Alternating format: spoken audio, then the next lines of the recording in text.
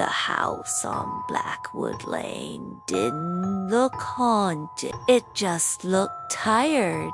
And for Elias, a professional house flipper, tired meant cheap. He dismissed the local rumors. The whispers about the previous owners who had vanished mid-Sunday dinner, leaving a roasterette in the oven. To him, it was all just folklore meant to drive the price down. He bought the house, tools in hand, ready to turn a profit. The first couple of days were normal. Demolition, dust, the satisfying crunch of old plaster. But on the third night, while stripping wallpaper in the master bedroom, his scraper hit something unusual. Beneath the faded floral pattern, the wall was covered in thousands of tiny, hand-drawn eyes, sketched in charcoal. Every single one of them stared intently toward the center of the floor. Elias just laughed it off. Eccentric, he muttered to himself, thinking it was just some weird artistic phase of a former resident. That's when he heard it. A distinct sound echoing from the hallway. Click, clack, click. It sounded like long, hard fingernails tapping rhythmically on the hardwood floors. He felt a shiver run down his spine, but tried to rationalize it. An animal, settling foundations. He grabbed his heavy-duty flashlight from his tool belt and stepped out of the bedroom, sweeping the beam across the dark, empty hall. Nothing. The sound had stopped. As he turned back, the flashlight beam caught a piece of paper taped to the inside of the bedroom closet door. He froze. He was certain it hadn't been there before. He'd been in and out of that closet all day. His heart began to pound as he read the frantic, shaky handwriting. It was a list titled The Rules. Rule number 1. Don't look at the ceiling after 10 p.m.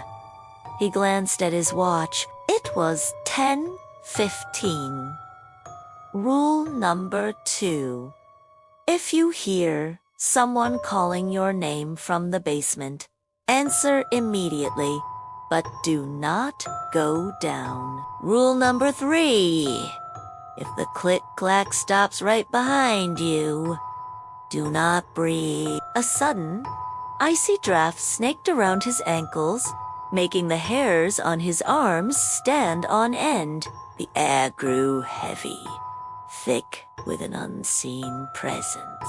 And then, silence. The rhythmic tapping was gone. He remembered the last rule. It had stopped. Right behind him, he stood frozen, flashlight aimed down the empty hall, his mind screaming at him to run. But his feet felt like they were cemented to the floor. The feeling of being watched intensified, but it wasn't coming from the walls anymore. It was coming from above, slowly, defying every instinct and breaking the very first rule. He tilted his head back. Pressed against the ceiling like a grotesque insect was a woman, or what was left of one. Her limbs were stretched and snapped at impossible angles, her joints bending the wrong way. Her skin was pale and translucent, like wet parchment paper stretched over bone. But the most terrifying part was her face. Where a mouth should have been, there was only a smooth, blank canvas of skin. She wasn't clinging to the ceiling. She was part of it. And then she began to descend, not falling, but drifting down, weightless and silent, like a single dead leaf in a still room. Elias tried to scream, but his throat was tight and dry, filled with dust. He clamped his mouth shut, the third rule flashing in his mind. Do not breathe. He held his breath, his lungs instantly beginning to burn. The creature's featureless face was now just inches from his own. He could smell old dust and something metallic like copper. Her long, multi-jointed fingers twitched near his eyes, as if wanting to add his to the collection on the wall.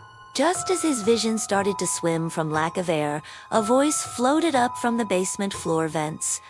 It was his own voice, clear as day. "Elias, are you up there? I need help." "Rule 2, answer immediately."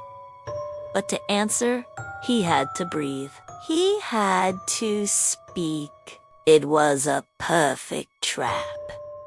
His lungs were on fire. He had no choice. Taking a desperate, ragged gasp of air to shout back, "I'm here." He saw the creature's blank face split open. A vertical gash tore from her hairline to her chin, revealing not one, but multiple rows of needle-thin teeth curving inwards. The next morning, the house on Blackwood Lane was quiet again. The for sale sign in the front yard leaned slightly, as if tired, when the real estate agent stopped by to check on Elias's progress. She found the master bedroom completely transformed. The floral wallpaper was gone, and so were the thousands of charcoal eyes. The walls were bare, except for one spot. Near the ceiling, a new pair of eyes had been drawn. They were wide with terror, and they were unmistakably, chillingly, the exact shade of blue as Elias.